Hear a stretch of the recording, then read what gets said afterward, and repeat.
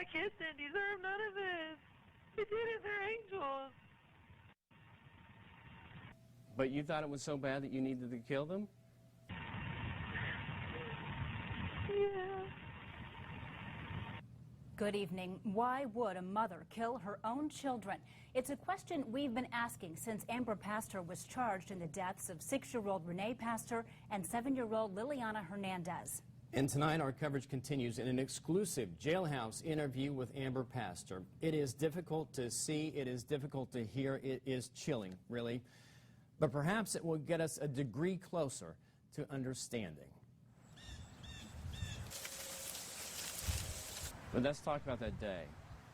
When did you start thinking that you wanted to send your kids to heaven, that you wanted to put them in what you call a better place?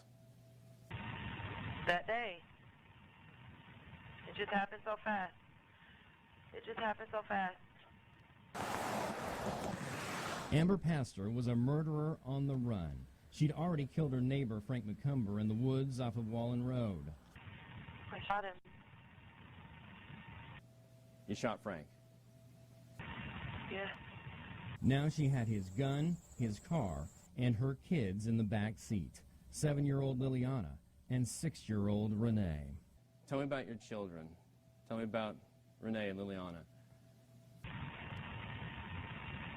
They're better off where they're at. I don't like talking about it. But she did talk about it. For 40 minutes in a jailhouse interview, Amber Pastor recounted to me what happened that day. How she drove around aimlessly, and then sometime that afternoon, somewhere on the road in Elkhart County, she heard it on the radio. We begin with breaking news at noon. The Allen County Sheriff's Department has issued an Amber Alert for 2 missing children. When I heard there was an Amber Alert, my kid's missing, and they're with me, and that I'm very dangerous, what I heard on the radio, that's when I went right to Elkhart, and that's when I killed my kids. Why did the Amber Alert lead you to kill your kids then? Because I knew the police was going to get us. And what, me be behind bars and then my kids out here with my problems? No, I'm sorry, no. I'm not that selfish, I'm sorry. I'm not a coward. For reasons Pastor refuses to explain, she thought someone was after her kids, and certain she was going to prison for killing Frank McCumber, she wouldn't be able to protect them anymore. She turned to those little faces and told them to decide. I gave them a choice. What'd you say to them? That they can live traumatized like their mom, or they can go to heaven and with God to be better off. And they chose to go to heaven? Yes. There was that gun in the car, but she says she couldn't bring herself to shoot them. So she put her hands over their mouths, sealed off their breath, and stole their lives. What was the last thing that you said to Liliana before you smothered her? Did I love her? And I told her, this is the easiest way out.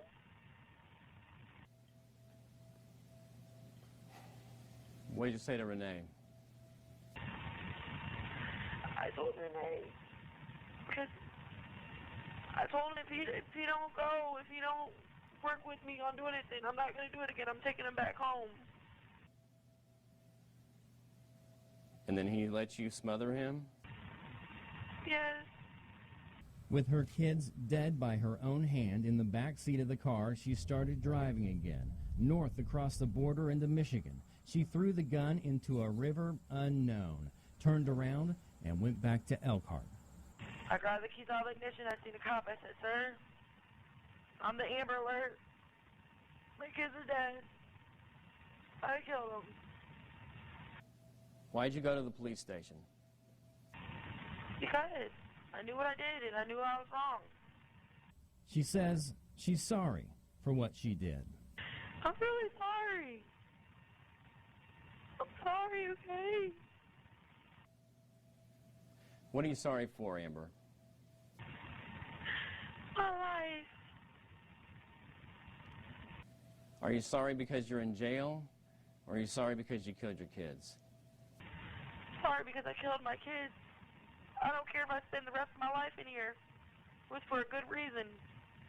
Do you really think that it was fair that you would make the decision for them, that you would take their lives? Is that really fair? Shouldn't they be allowed to live and grow in this world and determine what they're going to be later on in life themselves? No. I'm their mom. I know what's best for my kids. I know my past, and I know what I've been through, and I know all these years I've been traumatized, and I can't expect them to grow up and not be traumatized and messed up in the head like I am. From the jail in Elkhart, Indiana, Amber Pastor confessed to it all. Frank McCumber, Liliana, Renee. Bye. And then she walked away, leaving that lingering question never fully explained. Why? Pastor said that she was not on drugs when this all happened. She had a clear mind. And you can see the entire interview right now at Wayne.com. As we said, those storms then went on to northwest Ohio, where a possible tornado touched down near Paulding. News Channel 15's Brett Thomas joins us live from there with more on the damage. Brett? Heather, we're about 6 miles southeast of Hicksville in the house that was most damaged in those storms by that tornado in Paulding County. And I'm standing in the bathroom, a room that may have saved a family's life. They huddled inside here as that tornado came overhead. And look what happened. As they were here, it ripped the roof right off of their heads. Well, the person who was in that room was named Jessie Logan, and we're now in what used to be her living room, but it's pretty much destroyed here. Jessie joins us to talk about that moment that you were standing in that bathroom, huddled down there with your son and daughter. Yeah. What was that like? It's just like what you see in the movies. You hear the freight train. All I can think about is the kids, protecting them. As soon as I got them in there, huddled down, I yelled, "Down, down." You could hear the drywall cracking. Motherly instincts kicked in. My arms went out to cover the children, and then the roof was off, and then it was silent. There was quiet, nothing. Huh? And then you walked out that door, and what'd you see? There were, I believe they were storm chasers. They were already up here as soon as it got quiet, yelling, "Hello, is anybody there?" And they came out to help us. And the EMS was here right away, and everybody was come out offering help.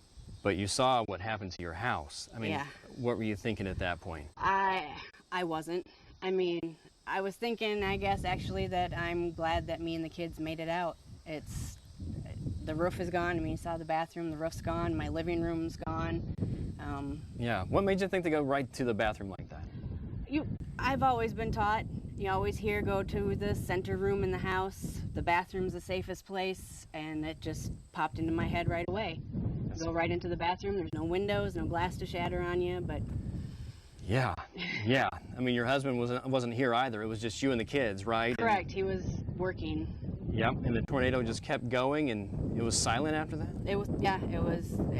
You get the freight train sound that comes through, you get the drywall cracking, the suction of the roof coming up, and then silence. All right. Thank you so much, and we're so happy that you made it through that. Thank you. Made the right decision to go to the bathroom. We appreciate you talking to us tonight here. Thank you. There's also a lot of damage that could be seen northeast of here in northeast of Paulding in Defiance. After leaving the city, storms moved into Defiance, where a reported tornado touched down there. Strong winds and rain ripped through a mobile home park. The weather also took off part of the roof there. A woman also saw widespread damage, not only on her property, but also throughout the neighborhood. The roof came off, my barn is wrecked, my neighbors lost their house roof. It's going to be a long process. It's very sad. I actually feel fortunate though, because we're all safe. I feel very lucky. We have much more on these storms and tornadoes on Wayne.com. You can check them all out there. And then join us tonight at 11 o'clock for Nightcast, when we'll show you more of the destruction of the Logan home. For now, I'm live in Paulding County. Brett Thomas, News Channel 15. It is a company that was famously started back of a VW van 37 years ago. Well, today, Sweetwater sells thousands of products to millions of customers. So what's next for the company? That is entirely up to the vision of the man who founded it and still guides it. And tonight, in a special report, we're taking you on a ride to a sweet view. If you had to pick drive or fly, what would you pick? Flying is incredible. You'll soon see. When you're the owner of the #1 online retailer of musical instruments, questions like that aren't hypothetical. They're very real. How fast does this thing go? About twice the speed of a car, and we're going in a straight line. So 150 mile an hour, something like that. And in typical Chuck Surak fashion, Okay, Okay. so I get the far left seat, he's the one at the controls. and then I just slowly lift off. Like that, we're flying a helicopter. About 10 years ago, Surak decided he wanted to fly. It was about that time that the company he's known for was poised to reach new heights. It's just absolutely cool to be above a place like this and go, that's mine. I built that. I don't think of it that way, but yeah, it is pretty cool. And what's really cool is we started with the very first little building in there, and then we added on and added on and added on. All that adding on took Sweetwater from 40,000 square feet and 200 employees in 2006 to 340,000 square feet and over 1,000 employees today. Your plans kind of start out modest and then they just go big. Is that kind of how you've been able to do everything so far? Is that how you generally think? Well, one of the things that's happened for us, which is a great thing, but our business grows 20 to 30% a year. And a little mathematics says that in less than 4 years, you double in size. That math also says March was the biggest month in company history. This year, Sweetwater will sell more than 100,000 guitars, 100,000 microphones, and just about anything else that makes or helps make music. Things do not appear to be slowing down. If anything, I'm too conservative. I don't build big enough. But sure enough, with that sort of growth, which we've had for a long time, within 4 years, we literally have doubled in size and go, boy, I wish I'd have built it bigger. I wish I'd have built it bigger. I can't tell you how many times I say that. I wish I would have built it bigger. Bigger is a good way to describe the newest project, a 3,000-seat amphitheater going up on the back lot. First, I thought it would be a small, let's put a tent up, $200,000 kind of tent, and it now got over the $1 million number. He envisions concerts, musicians, events, many of them at no cost. We're not getting into this to be a moneymaker. It's really just to share music and to share our brand with the community and with the region, and to use it internally also. To solve another problem created by Sweetwater's success. Our company's gotten so big today, we don't even have one place where all the employees can meet. Employees like John Swain, aspiring band member by night, Sweetwater guitar tech by day. Something like this should be in LA, you know, not in Fort Wayne, Indiana, so it's pretty awesome. I get to work here. Every day, he'll put as many as 70 guitars through 55 tests to make sure that they're up to Sweetwater standards.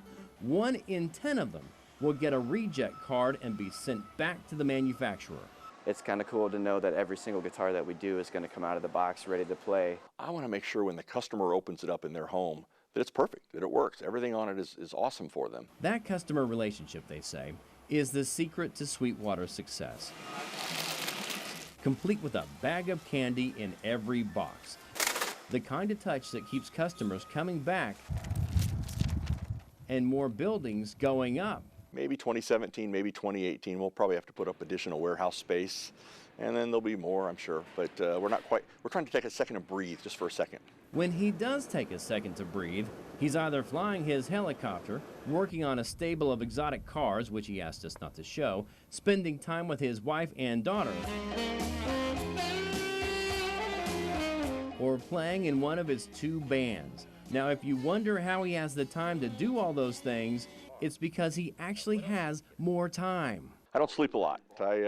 I sleep about 3 or 4 hours a night. So when my wife goes to bed, I usually have 3, 4, 5 more hours. I can go out the garage or go do something. Wow, that's incredible. And you don't run out of gas when you do that? I haven't yet. Have you always been like that? I've always been this way. I mean, just got to go, go, go, go. My brain is going so fast, my body's trying to keep up.